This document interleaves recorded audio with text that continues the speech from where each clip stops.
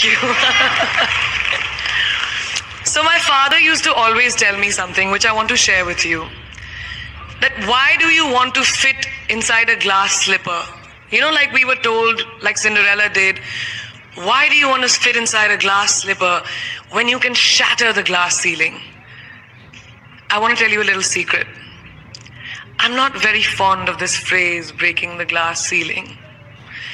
Why does it annoy me? Because it takes the context of everything that I have done, all my achievements, all my hard work, and puts it into a box. As if my ambition was, Kire, I want to find a glass ceiling and break it. Not at all. To be really honest, I was never in a mission to break, to shatter anything. All I wanted was to chase my dreams, my ambitions. I wanted to evolve. I wanted to become the best version of me that I could be. And of course, in Priyanka Chopra style, along the way, I wanted to smash and break every obstacle that came my way, which I did. But that does not mean that the glass ceiling doesn't exist. Of course it exists. And countless of women and men, mostly women, run into it in their professional and personal lives. And I'm sure a lot of you can vouch for that right now. The Oxford Dictionary definition of the glass ceiling is an unacknowledged barrier to advancement in a profession, especially affecting women and members of minorities from rising beyond a certain level in a hierarchy. And this metaphor was first coined by feminists in reference to barriers in careers of high-achieving women.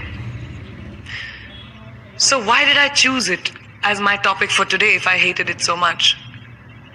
Because I hope through my experiences I can present to you the tools to live your dream and to not make that glass ceiling that is defined by society, largely patriarchal, as your goal. I want you to aim higher because you know you can. And it's honestly all I did. Every step of the way, all I did was set a higher standard. How did I get here? By being fierce, by being fearless, and by being flawed. Completely and utterly flawed. I'm not perfect, like none of us are. So tonight I'm going to try and break it down for you a little bit in a slightly different way. I present the 12 short, surefire ways of becoming Priyanka Chopra. Would you like that? Sorry, I was just kidding, because us millennials, we don't like to be told what to do. So this is a gentle nudge in the right direction, presenting PC's 12 rules of becoming the best version of yourself. So here are a few of my favorites from my list. There's only one you, okay?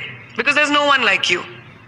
And I don't mean the superfluous, superficial parts. I'm talking about the core of you, who you are inside, your values, your beliefs, your flaws. And once you understand who really that person is, you would have taken the first step in finding your unique self. And that is the best version of you. Who am I really?